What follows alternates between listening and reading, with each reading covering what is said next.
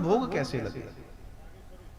हम एक भी अन्न अगर खा रहे हैं, एक भी चीज अगर पा रहे हैं, लेकिन भगवान को भोग तब लग सकता है जब आपका मन, आपका भोजन का स्थान और आदि चीजें शुचित हो, शुद्ध हो, तब तो भगवान को भोग लगेगा, वरना भगवान को कहां से भोग लगा दो।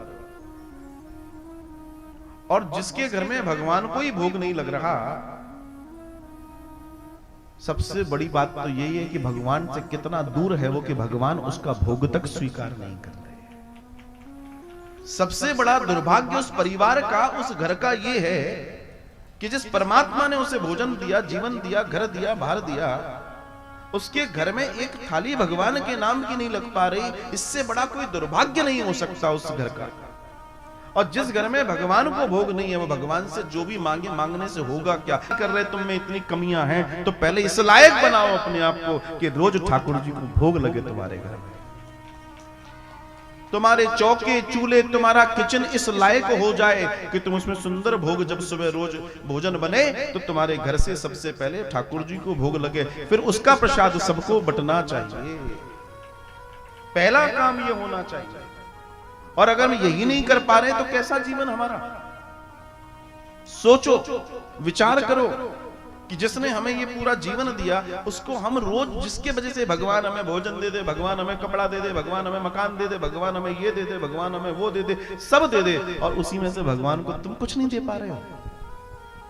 अरे हम, कोई हमारे को मदद करता है, उसको भी हम जाते जाते धन्यवाद, थैंक यू बोल देते हैं। उस परमात्मा ने हमें जीवन दिया, उसको हम भोग नहीं दे सकते?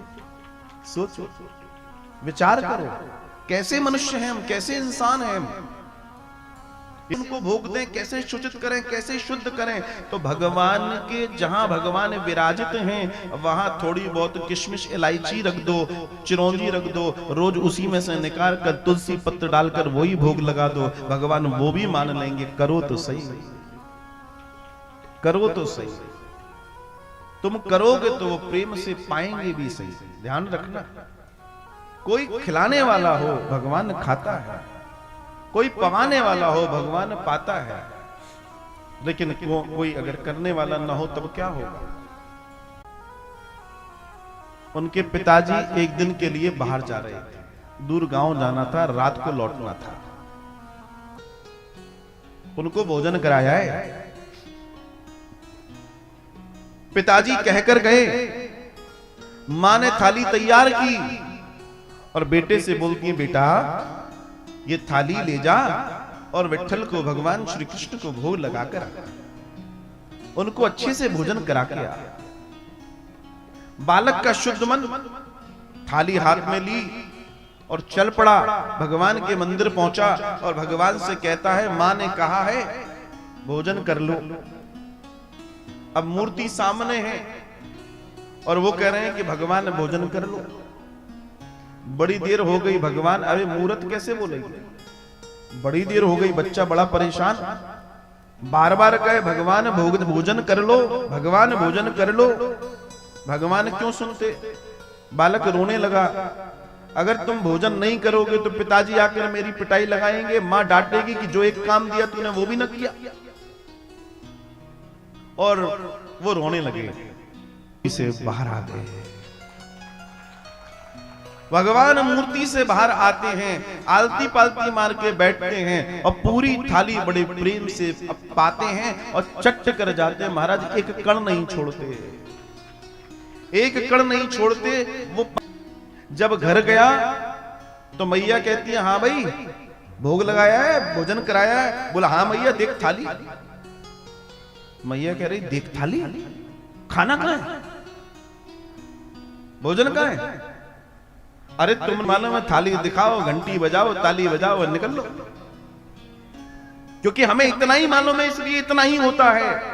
उस बच्चे को यह मालूम था कि भगवान खाते हैं, इसलिए भगवान खाए। ध्यान रखना, उस बच्चे को यह मालूम था कि भगवान खाते हैं तो भगवान ने खाया। और आपको इतना मालूम है कि सिर्फ दिखाई जाती है तो वो दिखाई जाती है तो वो देखते हैं, फिर कहते हैं जय हो तुम्हारी। ये अंतर है। मैया ने बड़ा क्रोध किया, सही बता खाना कहां है? अरे मैया हाथ जोड़ के कहता हूं भगवान को भोजन करा दिया, भगवान ने बड़े प्रेम से पा लिया। बोला झूठ बोलता है। पिताजी आए शाम को, पिताजी को बोला साहब आज लड़के ने बड़ा झूठ बोला, और पूरी कहानी सुना दी। पिताजी ने कान पकड़ के खड़ा कर दिया, सही बता भोजन का है, खा लिया, खिला दिया, जो भी है सच तो बोल। बोला पिताजी भगवान ने खा लिया, कल भी खाएंगे, कल तुझे आगे आगे चलना, और मैं देखता हूं अगर कल भगवान ने नहीं खाया तो मैं तुझे खा जाऊंगा, इतना पीटूंगा तुझे।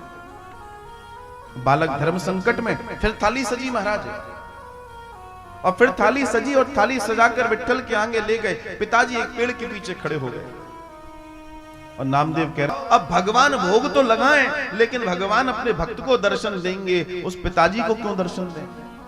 लगे अगर आज आपने भोग नहीं लगाया, मेरे पिताजी मेरा भोग लगा देंगे, इतना पीटेंगे, मैं झूठा कहलाऊंगा। भगवान द्रवित हो गए, और भगवान जैसे ही मूर्ति से बाहर आए, पिताजी पेड़ के पीछे खड़े होकर देख रहे हैं। पिताजी के नेत्रों से झरझर झरझर आंसू बह रहे हैं, और भगवान उस थाली में बैठकर आलती पालती मार के खुद भी खा रहे हैं और उस बालक को भी खिला रहे हैं। और भगवान ने भोग लगाया, भगवान ने जल पिया, भगवान अंतर ध्यान हुए। पिताजी दौड़े दौड़े आए, शिक्षा लेकर अपने जीवन का कल्याण कर दिया। ये महिमा है। हम कहते हैं भगवान मिलता नहीं, अरे भगवान सब है। कोई कोई कोई पुकारने वाला हो, कोई बनाने वाला हो, कोई दिखाने वाला हो, तब तो भगवान आएगा। लेकिन हमें तो इतना मालूम है कि थाली बनाओ, जल्दी घंटी बजाओ, क्योंकि थाली का इंतजार कोई और कर रहा होता है, भोग लग भी नहीं है। अच्छा दिमाग में है कि थाली तो यहां जानी है, तो वास्तव में क्या भोग लग पाता है? कैसे लग पाएगा जब पहले से ही निश्चित है कि थाली तो कहीं और जानी है? साहब थाली तो गड़बड़ है। विचार करके देखो, सोच के देखो।